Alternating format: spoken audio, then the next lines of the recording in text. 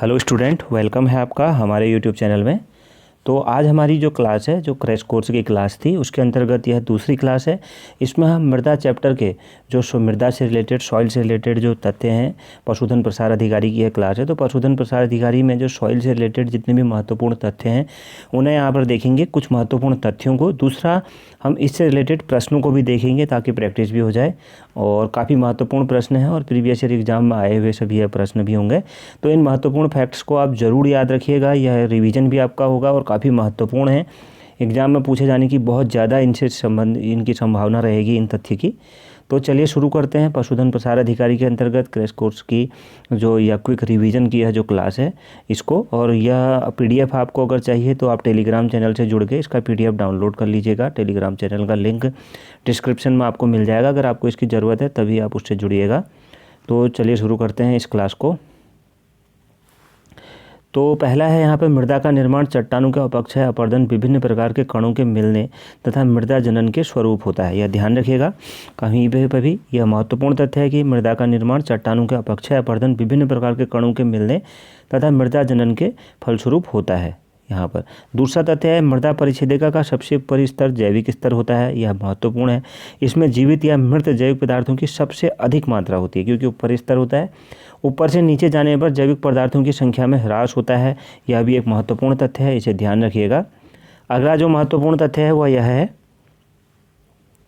मृदा परिच्छेदिका में ऊपर से नीचे जाने पर मृदा में वातन का स्तर घटता है। यह बहुत ही ध्यान रखने की बात है कि वातन का स्तर घटता है, जबकि खनिजों की संख्या प्रकार में वृद्धि होते जाती है। तो यहाँ पर क्या है, यहाँ पर यह जबकि खनिजों की संख्या प्रकार में वृद्धि होती है।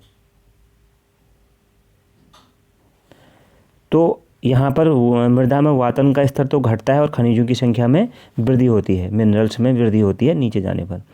दूसरा, मृदा का और प्रकार में भी वृद्धि होती है, बहुत ही महत्वपूर्ण है यह भी। मृदा का कार्बनिक पदार्थ ह्यूमस कहलाता है। प्रश्न आ सकता है मृदा का कार्बनिक पदार्थ क्या होता है, तो ह्यूमस होता है, जो सूक्ष्म जीवों एवं अपघटित होते मृद जीव एवं पौधों से निर्मित होता है, जो मिट्टी में सड़गल जाते हैं वही होता है। इसमें घुलनशील खनिज पदार्थ के पाए जाने के कारण भूमि की उर्वरता बढ़ जाती है। अघुलनशील और घुलनशील दो तरह के खनिज होते हैं। तो इसमें जो खनिज पाए जाते हैं घुलनशील होते हैं, आसानी से घुल जाते हैं, उसके माध्यम से पौधों को शीघ्रता से प्राप्त हो जाते हैं, तो इसलिए भूमि की उर्वरता बढ़ जाती है। ये भी महत्वपूर्ण था। अगला फैक्ट है, देखिए पूरे चैप्टर का एक तरह से निचोड़ है सॉइल से रिलेटेड। अगर आपने बिल्कुल भी नहीं पढ़ा है तो यह क्लास तो आपके लिए बहुत ही ज़्यादा महत्वपूर्ण है। तो आप बिल्कुल इसको स्किप मत करिएगा, पूरा इसको मतलब आप याद कर लीजिएगा एग्ज़ाम से पहले। काफ़ी सारे प्रश्न आपको इससे मिलेंगे एग्ज़ाम पेपर में भी अगर प्रश्न बनते हैं, और यह पूरा निचोड़ है तो बहुत ज़्यादा महत्वपूर्ण है। अगला है, मृदा में उपस्थित जल की मात्रा पोषक तत्वों को घोलकर मृदा घोल बनाने में मदद करता है। क्या? मृदा में उपस्थित जल की मात्रा पोषक तत्वों को घोलकर मृदा घोल बनाने में मदद करता है। समझ गए होंगे आप, जल की मात्रा ही काफ़ी हेल्पफुल होती है पौधों के लिए। अगला है, मृदा वायु भी पौधों के लिए आवश्यक होती है। जो मृदा के अंदर हवा होती है, वायु होती है, क्योंकि पौधों एवं मृदा में पाए जाने वाले सूक्ष्म जीवाणुओं की कई जैविक क्रियाएं इसी पर निर्भर करती हैं। मृदा वायु में सबसे ज़्यादा NO2 कितनी होती है, 79.2, ध्यान रखिएगा, NO2 पाई जाती है। सबसे ज़्यादा क्या पाई जाती है, NO2 पाई जाती है, और कितनी होती है, 79.2। यह तथ्य भी याद रखिएगा। अगला है, मृदा में रहने वाले जीवों को इंडेफन्स कहते हैं, जो कि जैविक पदार्थों के वियोजन, पोषक तत्वों के चक्रण या एवं ह्यूमस का निर्माण करते हैं। तो यह ध्यान रखिएगा, यह प्रश्न आ सकता है, मृदा में रहने वाले जीवों को क्या कहते हैं, इंडेफन्स कहते हैं। क्या कहते हैं, जीवों को इंडेफन्स, जो कि जैविक पदार्थों के वियोजन, पोषक तत्वों के चक्रण, ह्यूमस का निर्माण करते हैं। प्रश्न आ सकता है, इंडेफन्स किसका निर्माण करते हैं, तो इनका निर्माण करते हैं। अगला है, यहाँ पर ज़्यादा विश्लेषण नहीं करेंगे क्योंकि रिवीजन क्लास है, वरना क्लास बहुत ज़्यादा लंबी हो जाएगी। तो अगला है, चिकनी मिट्टी की जलधारण क्षमता सबसे अधिक होती है, वायु का आवागमन कम होता है, जिससे जलाक्रांति हो जाती है। तो क्या हो जाती है, जलाक्रांति हो जाती है। क्या होता है, चिकनी मिट्टी की जलधारण क्षमता सबसे अधिक होती है, मतलब जो इसके जो कण होते हैं बहुत बारीक होते हैं, तो पानी नीचे जा नहीं पाता, तो इसमें अटक जाता है। तो वायु का आवागमन कम होता है, मतलब वायु का आवागमन को, जिससे जलाक्रांति हो जाती है। तो यह ध्यान रखिएगा, चिकनी मिट्टी से जलाक्रांति होती है। अगला है मृदा अपरदन प्राकृतिक रूप से घटित होने वाली भौतिक प्रक्रिया है। प्रश्न आ सकता है मृदा अपरदन प्राकृतिक रूप से घटित होने वाली भौतिक क्रिया है, रासायनिक क्रिया है, कौन सी है या दोनों है? तो कौन सी क्रिया है? भौतिक प्रक्रिया है जिसमें मुख्यतः जल एवं वायु द्वारा भूमि की ऊपरी मृदा के कणों को अलग करना सम्मिलित है। क्या है? जल एवं वायु द्वारा भूमि की ऊपरी मृदा के कणों को अलग करना सम्मिलित है। जैसे ये कोई पहाड़ है तो जल पानी क्या करेगा, इसके कणों को, जैसे मिट्टी के कणों को बहा ले जाएगा, ऊपरी कणों को, ऊपरी मृदा के कणों को। और हवा भी ऊपर से, मतलब हवा माना चल रही है तो यह भी क्या करेगी, इस चट्टान के मृदा के कणों को अपरदन उनका करेगी। तो मृदा अपरदन क्या है? भौतिक क्रिया है। दोनों में ही आप देख सकते हैं जल और वायु एक भौतिक प्रक्रम इस्तेमाल करते हैं। अगला फैक्ट देखते हैं। देखिए काफ़ी ज़्यादा यह महत्वपूर्ण है। जलवायु भूस्थलाकृति प्राकृतिक वनस्पतियों मृदा की प्रकृति मृदा के अपरदन को प्रभावित करते हैं। तो जलवायु किस किस को? भूस्थलाकृति प्राकृतिक वनस्पतियाँ मृदा की प्रकृति मृदा के अपरदन को प्रभावित करते हैं, यह ध्यान रखिएगा। अगला बहुत महत्वपूर्ण है, जिन क्षेत्रों में वाष्पीकरण की दर वर्षण दर से अधिक होती है वहाँ मृदा में लवणीयता की समस्या उत्पन्न हो जाती है। मतलब जिन क्षेत्रों में वाष्पीकरण की दर वर्षण दर से अधिक होती है वहाँ क्या हो जाती है, मृदा में लवणीयता की समस्या उत्पन्न हो जाती है। मतलब जो पानी वाष्प होकर के वायुमंडल में जाता है उसकी दर वर्षण दर से अधिक होती है, बारिश होने की दर से अधिक होती है, तो वहाँ मृदा में लवणीयता की समस्या उत्पन्न हो जाती है, मृदा में लवणों की समस्या उत्पन्न हो जाती है। इससे केशिकात्व क्रिया द्वारा मृदा में विद्यमान सोडियम, कैल्शियम और मैग्नीज के तत्व जल के साथ सतह पर आ जाते हैं। मतलब यह सभी तत्व क्या हो जाते हैं इसमें केशिकात्व क्रिया द्वारा। केशिकात्व आप केश नली जानते होंगे, उससे जो पानी अपने आप केशिकात्व क्रिया के द्वारा चढ़ता है ऊपर, उसी प्रक्रिया के तहत केशिकात्व क्रिया द्वारा मृदा में विद्यमान सोडियम, कैल्शियम और मैग्नीज के तत्व जल के साथ सतह पर आ जाते हैं, जिससे यह क्या होता है, मृदा में लवणीयता बढ़ जाती है और यह एक तरह से अच्छा नहीं होता है खेती के लिए। अगला है परत अपरदन, बहुत ही महत्वपूर्ण है। परत अपरदन जो कि जल अपरदन का ही एक प्रकार होता है।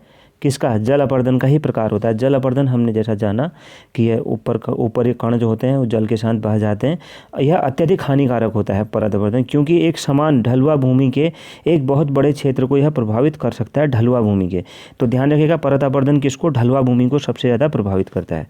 अगला है फसल चक्रीकरण, मिश्रित फसल, पट्टीदार खेती, ठूंठदार पलवार एवं जैविक उर्वरकों का प्रयोग मृदा संरक्षण के कृषि विज्ञान उपायों के अंतर्गत आता है। तो यह भी ध्यान रखने योग्य चीज़ है। अगला देखते हैं समोच्च कृषि बेसिन लिस्टिंग, क्रिस क्रॉस जुताई, समोच्च मेड़ निर्माण मृदा संरक्षण के यांत्रिक उपायों के अंतर्गत आता है। अगर आप इसकी डिटेल क्लास चाहते हैं तो ज़रूर बताइएगा, इसकी डिटेल क्लास भी हम बना देंगे। तो यह सब किसके अंदर, यहाँ पर तो इसको शॉर्ट में ही देखेंगे हम लोग। तो यह समोच्च कृषि बेसिन लिस्टिंग, क्रिस क्रॉस जुताई, समोच्च मेड़ निर्माण मृदा संरक्षण के यांत्रिक उपायों के अंतर्गत आता है, इसे जरूर ध्यान रखिएगा। अगला है वे जैविक पदार्थ जो अति सूक्ष्म आकार के बैक्टीरिया, शैवाल एवं कवक का इस्तेमाल कर भूमि को नाइट्रोजन, फास्फोरस, कार्बनिक पदार्थों आदि से समृद्ध करते हैं, जैविक खाद कहलाते हैं। यह ध्यान रखिएगा जैविक खाद कौन कौन से कहलाते हैं। अगला तथ्य है राइजोबियम, एजोबैक्टर, एजोस्पाइरिलम, नीले हरे शैवाल एवं अजोला जैव उर्वरक के कुछ प्रकार हैं। जैव उर्वरक के प्रकार कौन कौन से हैं? जैविक जो उर्वरक हैं राइजोबियम, एजोटोबैक्टर, एजोस्पाइरिलम, नीले हरे शैवाल और अजोला भी कहीं कहीं पर लिखा होता है, यह जैव उर्वरक के प्रकार हैं, यह महत्वपूर्ण है। अगला है हरी खाद उन सहायक फसलों को कहते हैं जिसकी खेती मुख्यतः पोषक तत्वों को बढ़ाने एवं जैविक पदार्थों की पूर्ति करने के उद्देश्य से की जाती है। सनई, ढैंचा, लोबिया इत्यादि की हरी खाद के उदाहरण हैं। तो किया क्या जाता है, जैसे इनको लगा दिया जाता है खेत में। कोई भी फसल आपने मुख्य फसल ली, मुख्यतः मतलब फसल आपने ले ली, उसके बाद खेत खाली है तो इनको लगा दिया जाता है और इनको लगी ही हालत में क्या कर दिया जाता है, इनके ऊपर जुताई कर दी जाती है खेत की और यह ज़मीन में दब जाते हैं। दबने के बाद यह एक तरह से हरी खाद ज़मीन के लिए उपलब्ध होती है। इन्हें ऐसे ही इनके ऊपर ट्रैक्टर से जुताई या किसी अन्य चीज़ से जुताई करके इन्हें मिट्टी के साथ ही जोत दिया जाता है, जिससे उसी में सड़गल करके हरी खाद के उदाहरण, मतलब इसलिए यह खाद के उदाहरण होते हैं। अब देखते हैं इस टॉपिक से रिलेटेड कुछ महत्वपूर्ण प्रश्नों को। तो हमारा जो प्रश्न है पहला, काफ़ी महत्वपूर्ण प्रश्न है, इन्हें बिल्कुल भी आप मतलब स्किप मत करिएगा, है ये काफ़ी महत्वपूर्ण है आपसे, इसलिए मैं इसको आपसे ये कह रहा हूँ। तो है निम्नलिखित में से मृदा अपरदन प्रक्रियाओं के सही क्रम को पहचानिए। तो सही क्रम क्या हो जाएगा, यह होगा सही क्रम। आस्फाल अपरदन, परत अपरदन, रेल अपरदन और नालिका अपरदन। तो यह तथ्य ज़रूर आपको मालूम होंगे, आपने पढ़ा होगा डिटेल में तो क्लास, तो आप मतलब डिटेल में अगर आपने बुक पढ़ी होंगी तो आप आंसर आसानी से दे पाएंगे। तो यह यहाँ पर ऑप्शन ए राइट हो जाएगा। अगला क्वेश्चन है, मृदा संरक्षण के संदर्भ में निम्नलिखित प्रचलित पद्धतियों पर विचार कीजिए। तो प्रचलित पद्धतियों पर हमें विचार करना है। तो यहाँ पर 4 हमें दी गई चीज़ें हैं, तो इसमें क्या सही होगा, तो इसमें क्या सही होगा, इसमें जो सही होगा इसके ऑप्शन से देख लेते, पहले पढ़ देते हैं इन चारों को। सस्यावर्तन, फसलों का हेरफेर, बालू की बाढ़, वेदिका निर्माण जिसको टेरेसिंग कहते हैं, या वायुरोध। तो इसमें से इसके ऑप्शंस को देखते हैं, हमें कौन कौन से प्रचलित विचार करना है। तो इसके ऑप्शंस होंगे, भारत में मृदा संरक्षण के लिए उपयुक्त में से कौन सी विधियां उपयुक्त समझी जाती हैं। तो जो हमें 3 दिए गए थे, तो कौन सी समझी जाती हैं, तो इसका राइट आंसर क्या हो जाएगा इस प्रश्न का, इसका जो राइट आंसर होगा ये दूसरे प्रश्न का, इसका राइट हो जाएगा ऑप्शन सी, केवल 1, 3 और 4। तो क्या था, एक था सस्यावर्तन, फसलों का हेरफेर, इसको कहा जाता है सस्यावर्तन को। फिर तीसरा वेदिका निर्माण, टेरेसिंग जिसको कहा जाता है। चौथा वायुरोध। तो यहाँ पर ऑप्शन सी राइट आंसर होगा। अगला प्रश्न है, भारत में मृदा अपक्षय समस्या निम्नलिखित में से किन से संबंधित है या हैं। तो यहाँ पर भी हमें सही कूट इसका बताना है, तो कौन सा इसका सही कूट होगा। तो इसका ऑप्शन बी, केवल 2 यहाँ पर कूट का प्रयोग कर सही उत्तर चुनिए। तो केवल 2 यहाँ पर सही है। भारत में मृदा अपक्षय समस्या निम्नलिखित में से किससे या किन से संबंधित है, तो वनोन्मूलन से संबंधित है। तो ऑप्शन बी राइट होगा। अगला प्रश्न है, मृदा अपरदन रोका जा सकता है। तो मृदा अपरदन रोका जा सकता है, तो राइट आंसर हो जाएगा ऑप्शन सी, वनारोपण द्वारा। तो ऑप्शन सी राइट आंसर हो जाएगा। अगला प्रश्न देखते हैं। अगला प्रश्न है, किस मिट्टी कोशिका कैपिलरी सबसे अधिक प्रभावशाली होती है। तो किस में होती है, ऑप्शन ए चिकनी मिट्टी में होती है। ऑप्शन ए राइट आंसर होगा। अगला प्रश्न है, क्वेश्चन नंबर 6, मृदा संरक्षण वह प्रक्रम है जिसमें, तो राइट आंसर हो जाएगा ऑप्शन डी, मृदा को नुकसान से सुरक्षित किया जा सकता है। मृदा को नुकसान से सुरक्षित किया जा सकता है। अगला देखते हैं। 7वां प्रश्न, भू संरक्षण की परिरेखा बंधन विधि का प्रयोग कहाँ के लिए होता है। तो कहाँ के लिए होता है, ऑप्शन डी उपयुक्त में से कोई नहीं। तो ऑप्शन डी राइट आंसर हो जाएगा। उपयुक्त में से कोई भी यहाँ पर सही नहीं है, आप इनको पढ़ लीजिएगा। अगला प्रश्न है, निम्न जीवों पर विचार कीजिए। Agaricus, Nostoc, Spirogyra. तो उपयुक्त में से कौन सा या से जैव उर्वरक के रूप में प्रयुक्त होता है या होते हैं।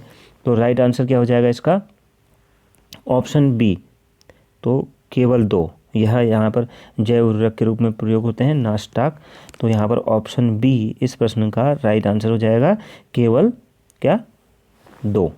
अगला प्रश्न देखते हैं। अगला प्रश्न है, देखिए प्रश्न पूछा भी गया है, उत्तराखंड लोअर जो सबऑर्डिनेट की परीक्षा है प्री 2010 में, निम्नलिखित में से किसे जैविक खाद के रूप में प्रयुक्त किया जाता है, किसे प्रयुक्त किया जाता है। तो राइट आंसर हो जाएगा ऑप्शन बी, अजोला को जैविक खाद के रूप में प्रयुक्त किया जाता है। जैसा हमने पढ़ा था, तो काफ़ी महत्वपूर्ण प्रश्न है, यहाँ पर यह पूछा जाता है। और एक यहाँ पर है, देखिए नीम है, यह नीम और यूरिया 2 चीज़ें लिखी हैं। तो एक प्रश्न आता है कि यूरिया को नीम लेपित क्यों किया जाता है। तो इसलिए किया जाता है कि उसका वाष्प, मतलब वो यूरिया जो होती है काफ़ी ज़्यादा वाष्पशील होती है, तो जल्दी वाष्पशील ना हो पाए, इसलिए उसे नीम लेपित किया जाता है, यह ध्यान रखिएगा। अगला प्रश्न है 10वां, मृदा का लवणी भवन मृदा में एकत्रित सिंचित जल के वाष्पीकृत होने के पीछे छूटे नमक और खनिजों से उत्पन्न होता है। सिंचित भूमि पर लवणी भवन का क्या प्रभाव पड़ता है। तो क्या प्रभाव पड़ता है, ऑप्शन बी, यह कुछ मृदाओं को अपारगम्य बना देता है। कथन और कारण से संबंधित प्रश्न है। कथन दावा है कैंचुए मिट्टी के लिए अच्छे नहीं हैं। तर्क कारण है कैंचुए मिट्टी को महीन कणों में परिवर्तित कर इसे नरम बना देते हैं। तो हमें यहाँ पर कुछ बताना है कि क्या इसका सही ऑप्शन होगा।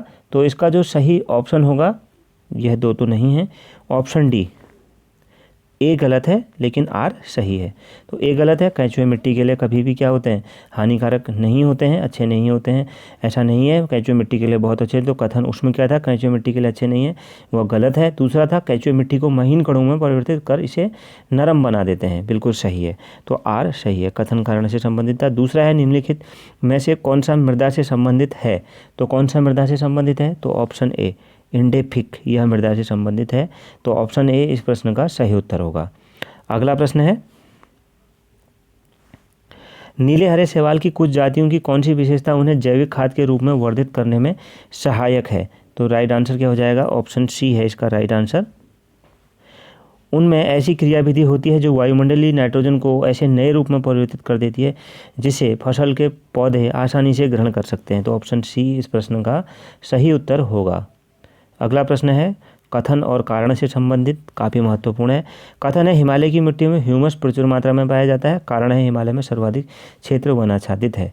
तो क्या है इसमें आंसर, यहाँ पर ऑप्शन डी सही होगा। ए गलत है किंतु आर सही है। हिमालय की मिट्टियों में ह्यूमस प्रचुर मात्रा में नहीं पाया जाता है। हिमालय में सर्वाधिक क्षेत्र वनाच्छादित है, यह बिल्कुल सही है। तो ऑप्शन डी राइट होगा। और आखिरी प्रश्न को देखते हैं, कृषि मृदाओं के संदर्भ में निम्नलिखित कथनों पर विचार कीजिए। तो कथनों पर विचार करना है, तो ऑप्शन बी इसका राइट है। हमें बताना है उपयुक्त कथनों में से कौन सा या से सही हैं या हैं। तो यहाँ पर राइट आंसर क्या हो जाएगा, केवल 3 बी सही है। कुछ समयावधि तक, ये वाला